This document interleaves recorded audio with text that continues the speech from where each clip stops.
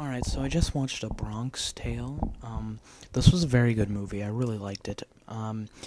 So a very brief plot is that this boy witnesses a murder, and the mafia boss uh, is kind of in this stick up. And the boy sees the mafia boss and he knows he did it, but he says no. And the mafia boss respects him, takes him under his wing. The boy's father doesn't care for the mafia boss at all. 8 years later go by, and the mafia boss saves this boy's life from this gang-related attack. And really, the boy comes to go thank him, but the mafia boss gets, well, killed at the end. And that was a very brief story, but this my 12th take trying to say it in depth, and it took me 15 minutes to explain this whole story. But really, check it out on IMDb or the Wikipedia page.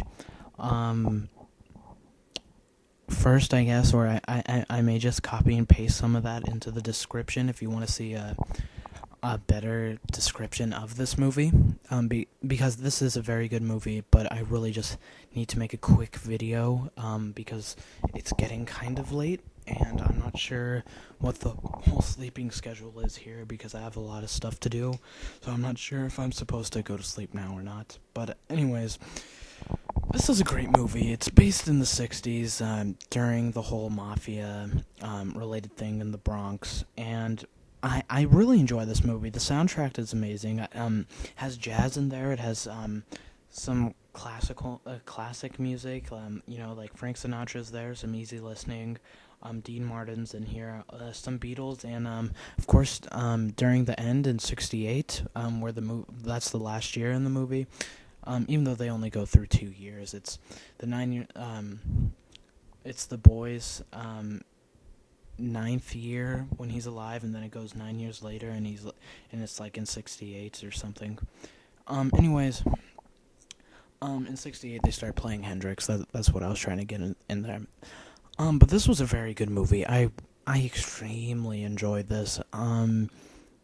I found it really interesting that the story is based on one of the actors' real life story, and the actor plays the head mafia boss.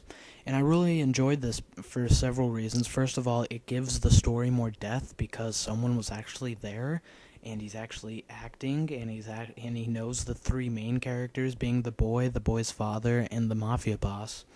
I forgot what the father's name was. The boy's name is C, and the mafia boss's name is Sonny. But I really enjoy this because it gives much more depth to the characters. It really shows how their lifestyle is, basically. See, C is kind of, he had two fathers, basically. The mafia boss, Sonny, and his biological father. And his biological father is a hard earned working man, and he believes that the working man is the best man. And the mafia boss, he's kind of, well, he's a mafia boss. He believes in mafia-related things and such and such. And so the boy is kind of in between these two. He really likes the mafia boss because the mafia boss, Sonny, saved his life. And he also gives him these cars. He gives him good advice. He protects over him. So that's why he likes Sonny a lot. But C also loves his father because he's his father, and his father gives him great advice as well.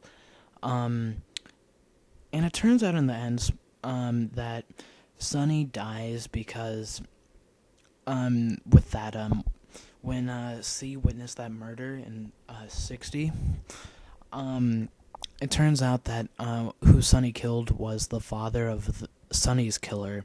So I thought that was really a cool kind of thing, because it brings something that happens all within 10 minutes to be the kind of the ending the story.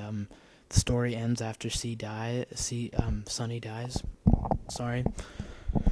And I don't know. I really enjoyed it, and it was so strange. And the actor who plays Sonny, and since the story's based off him, he does this thing in Vegas sometimes where it's practically just him acting out all the roles and telling the story.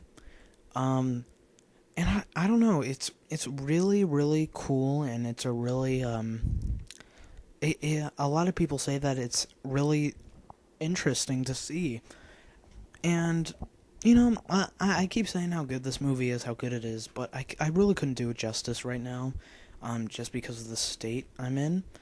But really, if you have a chance, if you have, like, we watch this on Cox digital cable. I know that has nothing to do with anything else, but just saying that we didn't rent this. We kind of just bought it off there, or we did rent it on the way. Never mind, never mind.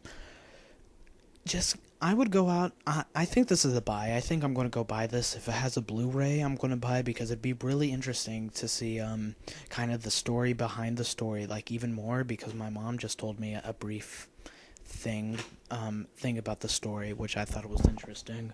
So, if I were any of you, A Bronx Tale is a buy. I would give it I'd give it a 10 out of 10.